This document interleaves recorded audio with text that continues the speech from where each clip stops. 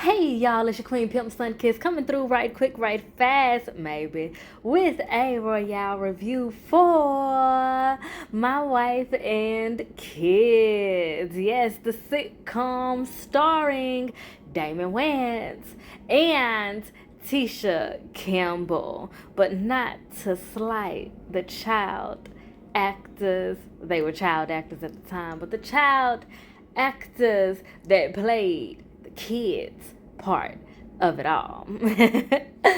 And today we're doing the pilot, which they have labeled season 1, episode 1, but in some sitcoms, the pilot is not episode 1. It's like episode 0, because the pilot episode of sitcoms is usually, in most cases, but in sitcoms specifically, it's usually like the guinea pig episode to see how it's gonna go with execs, how it's gonna go with the audience, what needs to be changed, what needs to be left alone, this, that, and the third. Now, I might go episode after episode, chronologically. Or I may do the episodes that I feel like have the most relevant conversational pieces and things, if you will. I'm not sure yet. Kind of just made this decision on a whim. But without further ado, we're going to go ahead and get into this pilot episode of My Wife and Kids.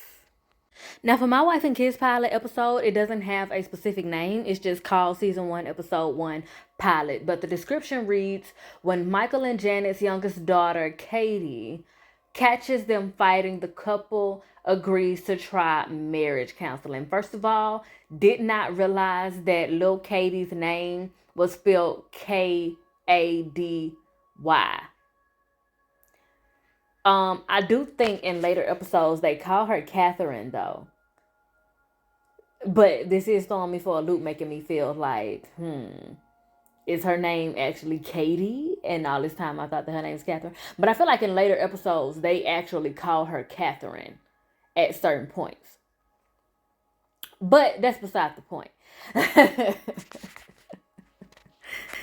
You may also want to give special notes of the cover art that I decided to use for this video as well, in which I will be using this cover art and any other one that I find that has Jazz Ray Cole on it. This is honestly my first time ever seeing this cover art. When I used to watch My Wife and Kids, when I would get off the bus and come home in middle school, it was one day I was watching the episode and I saw Jazz Ray Cole playing Claire. And I was like, who is this girl? Who is this? She playing Claire? Wait a minute. What in the Aunt Viv?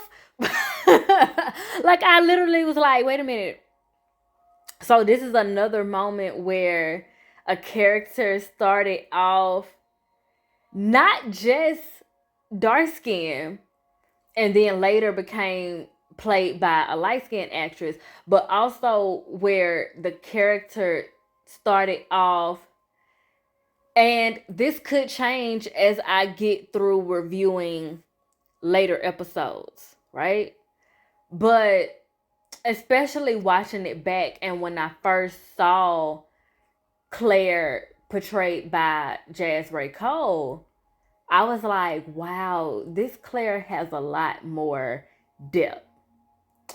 And ever since then, I went out of my way to find the episodes that had Jazz Ray Cole and to learn like why she didn't go forth playing Claire. Like what happened? Like, what is this? And child, apparently from what I searched, I don't know, I might find something different as I go through, child, but what I searched so far, Jazz Ray Cole was taken off of the show by her mother after the first season because of a storyline of one of Claire's friends getting pregnant. And that's just kind of weird to me because it's like, it's Claire's friend getting pregnant. It's not actually Claire portraying this. But I also understand that at the early 2000s, teenage pregnancy was very taboo of a conversation in general as a whole. So I could see that being the case, but I don't know, something in my spirit feels like it just had to be more going on than just that. And the episode I feel like they're talking about specifically is the episode that had Raven-Symoné on it, and Raven-Symoné was the friend of Claire's that had gotten pregnant. Michael, portrayed by Damon Wayans, found the pregnancy test in the trash can. But that's all beside the point. I said all of that to say, giving Jazzray Cole her flowers and expressing that while I love both versions of Claire and I have an appreciation for both are necessary, I must do say that I have a deep appreciation not only for the way that the character of Claire was when Jazzray Cole was playing her, but also the way that Jazzray Cole played her. Jazzray Cole, I can tell, even in this role as a child, had a lot of range, has a lot of range. Did a very great job playing young Claire. And the storylines and the themes that they went with for her and the way that she portrayed it definitely reminded me of some girls like her that I went to school with, which I feel like is dope, and they definitely hit the mark on the universal relatability of it all, because this is set in Connecticut and I am from Jackson, Mississippi, so that says a lot. But with all of that being said, let's go ahead and get into this episode specifically.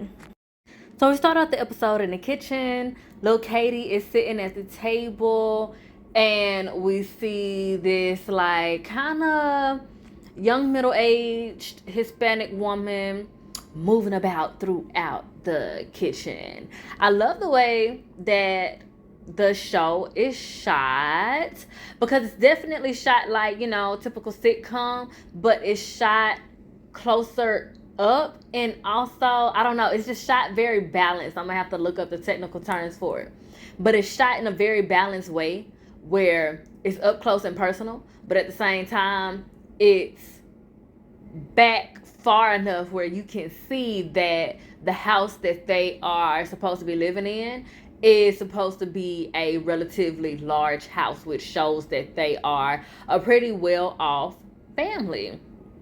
And it reminds me too that My Wife and Kids is one of those shows, even though it's at the early 2000s, it's one of those shows that portrayed and made a mark portraying black people as wealthy, as stable family units, father and household, the parents are married, they have great jobs, they are instilling morals. It's just, you know, outside of the typical stereotypes that black people are predominantly, not necessarily predominantly portrayed in per se, but predominantly pushed in the forefront from.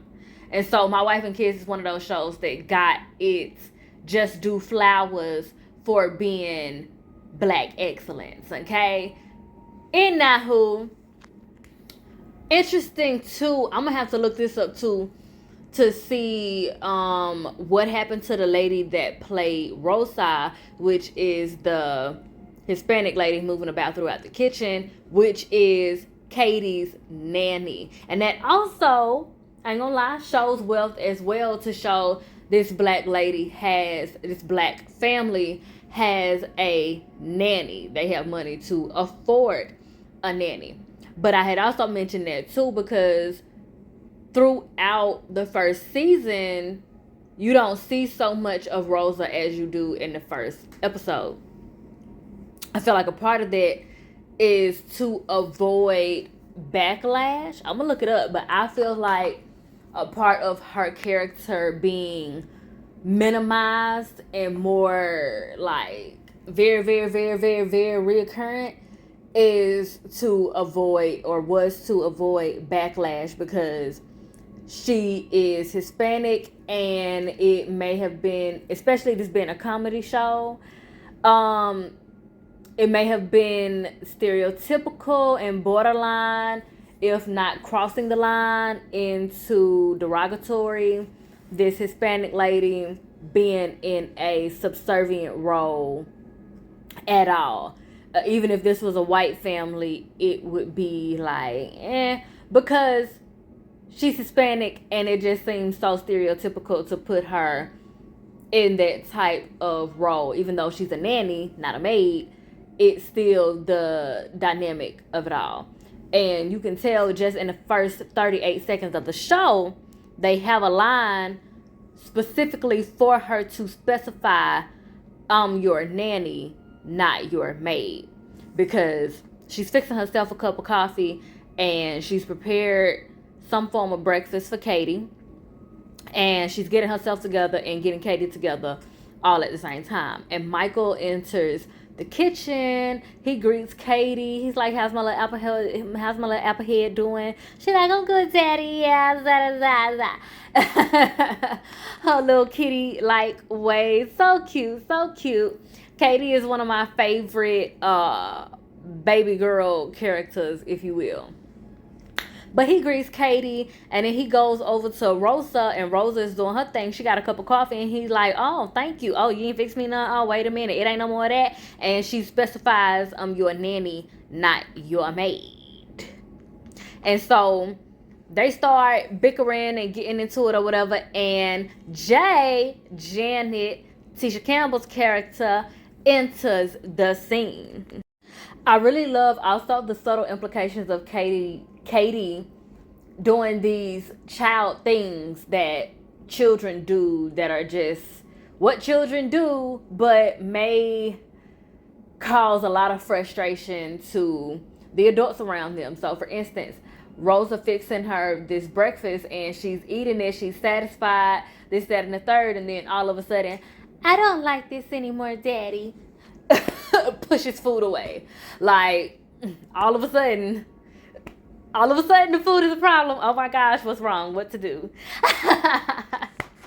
But like I said, Jay entered the scene, and she checks on Katie, looks down at her watch, and realizes that she is late for work. And Michael is telling her that she's doing too much. If she, take some time off, get her ducks in a row, she may not have them problems.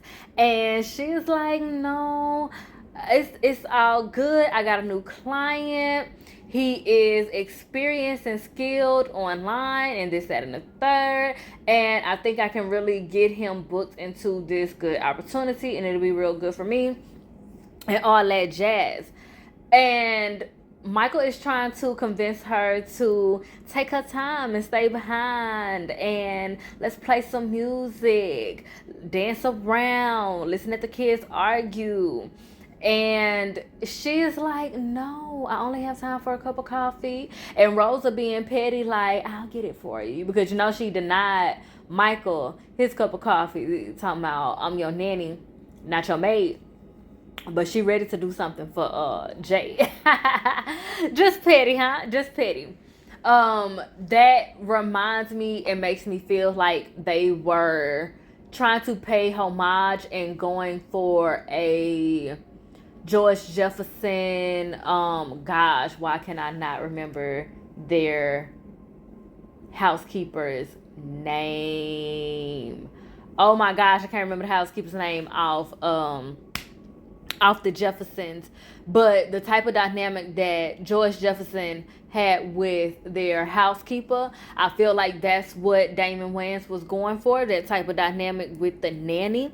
And like I said, I feel like that's also a reason why her character was minimized, because that, like, even though it's the early 2000s and certain things were still like normalized and blind eyes turned to it back then, it was still kind of a turning point era where people were recognizing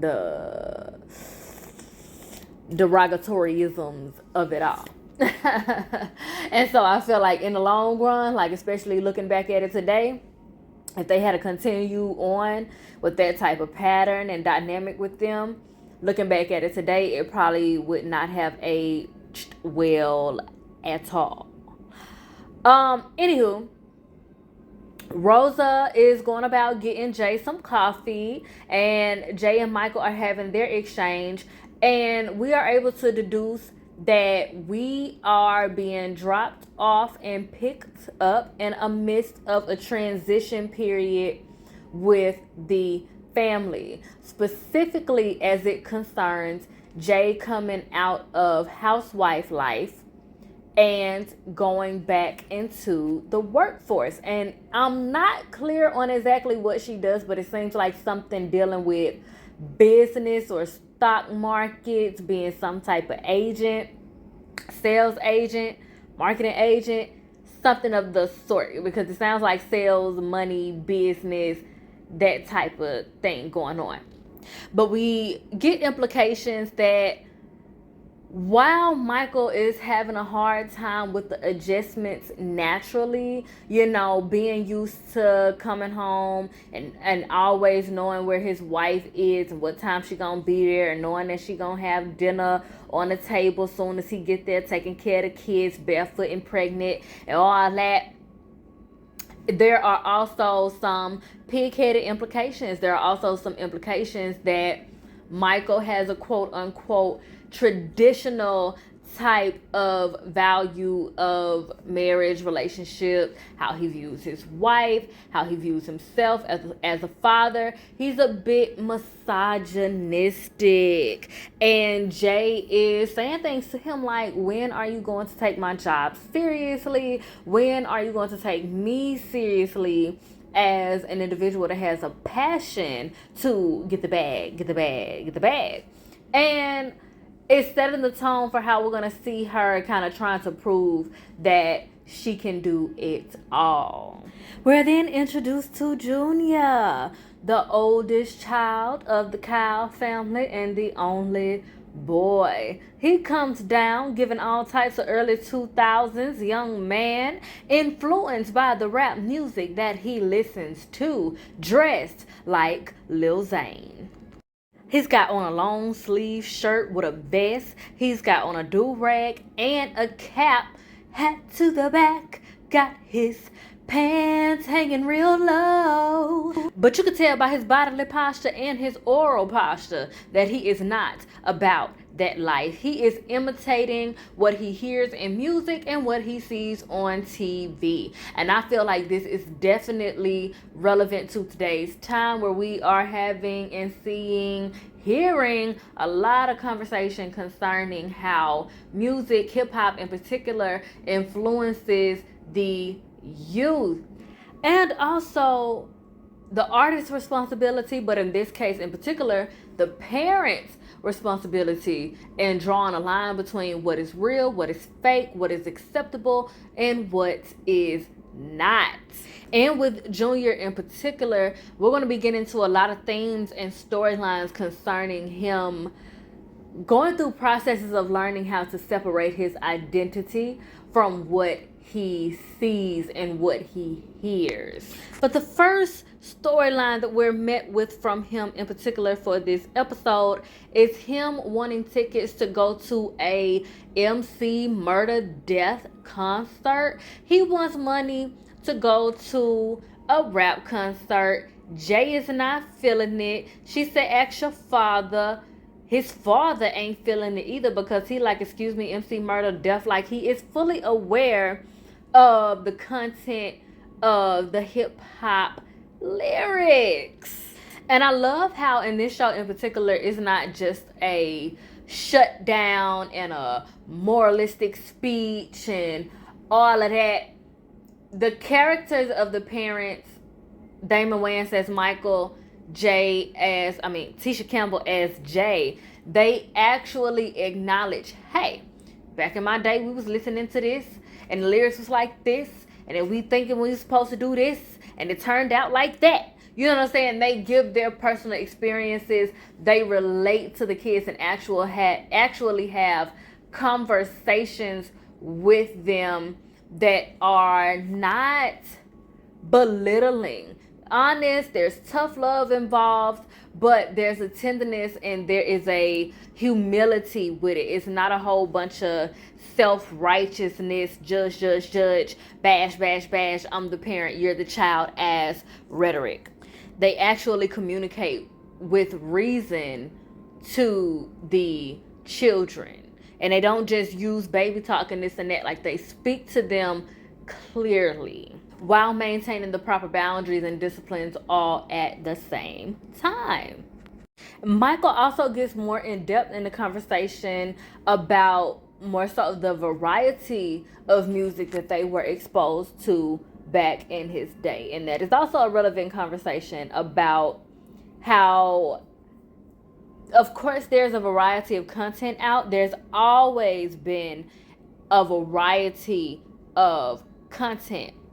But what is pushed through the mainstream algorithms now, and even in the early 2000s, was not balanced. A lot of what was being pushed through the mainstream algorithms in the early 2000s and predominantly now was a whole lot of toxic antics, elements, themes, energy, tisk. And he goes through this whole rant talking about how artists actually used to perform. They used to use their natural talents, their multi-talents, and spectacle in order to give a show and tell a story and make sure that the crowd is involved. Whereas at that particular time, the rappers were getting on stage the way that he imitated it. He imitated it in a way as he's describing the rappers getting on stage drunk and loaded, not knowing the words to their song, leaving it all on the audience to fill in the blanks, and they just kind of bopping and two-stepping and this or that and the third. And I feel like, whereas the past couple of years, that was relevant to, you know, what's going on in the music industry. But now I feel like artists as a whole have stepped their game up. I feel like Beyonce, yes, but as far as hip hop, I feel like Cardi B and Meg Thee Stallion play a major role in hip hop art. And I would say the Migos also. The Migos also play a major role in hip hop artists in particular doing more in their show sets than just bopping around and two-stepping. Whereas Nicki Minaj shows are real good for spectacle, and I feel like that plays a part in the showcases that we get from hip-hop artists now as well. And another reason I feel like it's a necessary implication here is because people in general, but specifically kids, definitely need to know their options and that there are options. Just because this is what's being pushed through the mainstream algorithm doesn't mean that's all you have to indulge in. You can seek for other things and you can take initiative to expose yourself to a variety of content and not just accept what is being fed to you. And also, it's nothing wrong with indulging in certain things that may have unsavory elements to it, if you will. It's a matter of moderation is key. Too much of anything is not good for you. So just make sure you're giving yourself a little bit of everything. But child, if you know anything about Michael Cow, then you know that Michael Cow will go on a rant for days to really drive a point in, as hilarious as it is. And so Junior is calling to his mama for a lifeline, to no avail, because she said, you know, I am not going for that. I do not like that hip hop stuff. It is disrespectful to women. Boom, pow, pow. Bringing up another conversation and also letting us know the morals and the values that are being put down and lifted up throughout the household.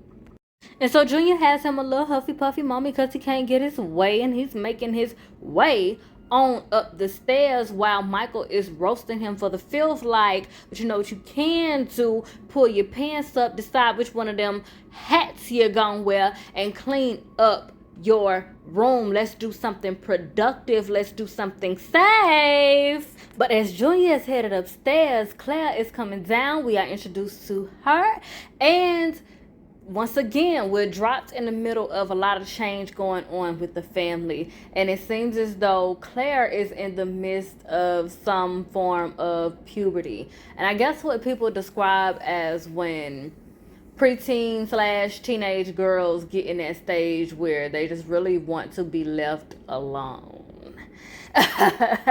Just want to be left alone. AF, period. Just leave me alone. But so this part reminds me, and it's a reoccurring theme or gag, if you will. But when Junior is going up and Claire is coming down, all they do is whisk past each other and they instantly go to bickering. Claire's like, it smells like feet. Junior's like, you stupid. All this, that, and the third. They're going back and then a forth and then a back and then a forth and then a fourth and then a back end. And that particular element definitely is realistic to how siblings just have a tendency to bicker for absolutely no reason at all. But the way that it is depicted in the show reminds me of Good Times, in the way that Thelma and JJ would go back and forth and bicker, and the parents or somebody has to get involved. And there are some other elements that remind me of the like characteristics and dynamics of JJ, Thelma, and Michael as it concerns how they parallel Junior, Claire, and Katie. But we'll get there when we get there. So Claire comes down, folks trying to be warm with her. Michael in particular trying to be warm with her. He want to get his morning kiss and love on daddy's little girl and all of that. And she ain't going for it. She like, you gonna get slob on me? I ain't with it. Back up, please. Give me some space. And it starts off as a playful little chase, and Michael ends up getting a hold of her and playing a big old wet kiss on her forehead or whatever. And she is instantly irritated, like, you got slob on me. And that was the whole attitude, to stomp a foot and walk off, switching with your hands thrown up and back off in the air. And this is a part of why I appreciate this version of Claire, because it's getting straight into a stage in a lot of girls' lives that I feel like wasn't touched on specifically in this particular time period, the early 2000s, wasn't touched on in a realistic way. There are a lot of teenage girl depictions, black, white, Hispanic, and then some, of the early 2000s, and even in a way to this day. And those depictions were not exactly realistic. Realistic elements, but not exactly realistic. It's a whole lot of majestic, magical, sexualized, objectified type things that go on in a lot of depictions of teenage girls in general. And I feel like this depiction of Claire, the first season depiction of Claire, was much more realistic. This 12-year-old girl who is used to being the baby at this point. Katie is about 4 or 5 in the start off episode, and Claire is 12. So Claire was the youngest sibling for a while and the only girl for a while. Daddy's little only girl for a while, and now she is the middle child. So that creates a lot of drastic change for Claire, And what I feel like is not only her going through puberty, but also her going through the acceptance and the process and just the change of no longer being the baby, no longer being daddy's only little girl, no longer being the only girl, and now being the middle child. So trying to find what makes her special now. But as she gets a major attitude about the whole thing, and she's just like, leave me alone, leave me alone, leave me alone. Michael is like, what is wrong with that girl? She used to love the morning kiss. She used to love this and that. We used to be so cool. And Jay is explaining to him she's just at that age where she has these moments and she needs her space. And then she tries to get through to Claire and say something to Claire. And Claire snaps at her and she's like, oh no, you better go get that little hussy. And then we also find out that Claire is upset because Michael took down her D'Angelo poster. And if you know who D'Angelo is, child, and what he looked like in the early 2000s, if you don't know, you better look it up. And what he looked like in the early 2000s, specifically what he more than likely looked like on that poster, which is what he more than likely was looking like in the How Does It Feel video, okay? Bucket naked, oiled up with the cornrows, okay? So I thoroughly understand why he took that poster. And Jay thoroughly understood also. Jay was probably looking at it and gawking at it on her own time. She probably knew where it was that he hid it, and she was getting her eye candy whenever she could. So Claire storms off and Michael decides to try to lay into Jay and blame her for all of the quote-unquote instabilities going on, because Michael is not holding up well under pressure. He is not coping well with the changes. He's telling her ever since you started working, Claire has been acting crazy. She got this attitude. I don't know what to do. She asking me about Monostat 7. I thought it was an R&B group. What is going on? And Claire is like, look, she's 12. She will be going through this whether I was here or not. And Michael is spitting nonsense out of his mouth talking about, look, we're going to have to make some shake. I'm not trying to have just a roommate. I need a wife. And Claire's like, what exactly do you define as a wife? Just barefoot and pregnant? And he like, you can wear shoes. So y'all, you already see what is going on. And boy, we gotta know that Jay must know him. Like, especially if I haven't watched this back in the day for the first time when it was first airing. Like, I was too young to, see it in that way. But, yeah, if I had watched this back in the day, I'd have been like, Jay, what is happening? See, it's gonna, y'all be patient with me with that name, because the wife on the Cosby Show name is Claire, but on here, the daughter's name is Claire. And there are a lot of Cosby Show homages that are done in this show that I peep also. So please be patient with me if I mess around and call Jay Claire. But what I was saying is, looking at this initially and not focusing or maybe not knowing what happens on down the line and getting to know Michael better, you would just have to say that Jay knows something that we don't, because Michael was so red flags, red flags. But as they take us deeper into their background story, it becomes more apparent as to why they have certain things coming up as they are going through these types of changes.